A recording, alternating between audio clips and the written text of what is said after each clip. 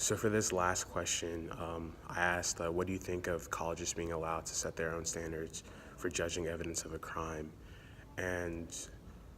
well, specifically, Dr. Char agreed with the whole, because like this is a repeating theme of due process, that the fact that someone can be, if someone's like whole, like the rest of their life is judged like on like a feather of evidence for or against for against one side or another. He doesn't believe that's just. That he doesn't believe that it wouldn't be done in the actual court of law, and it shouldn't be the way it's done with a if a if a felony has been convicted, like actual felony of sexually assaulting someone, should be that it should be done in a court case and with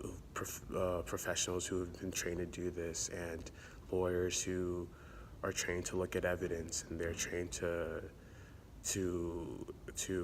decipher what happened.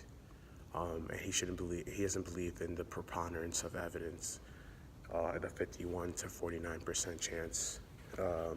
standard. On the other hand, Mr. Fitzgibbons disagreed completely, and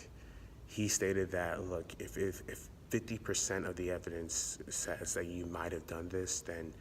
most likely you did, and honestly, he or she should face the punishment, whether it's being expelled or worse. That's the way. Just looking at like the recurring like statistic and of falsely accused versus being guilty of your crime, and he says that, look, even if a few innocent guys get the worst end of this stick, then it's worth the sacrifice it's worth that sacrifice of helping so many more victims and putting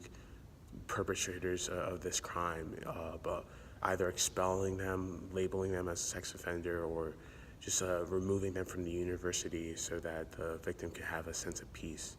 So is that you sort of like between those two,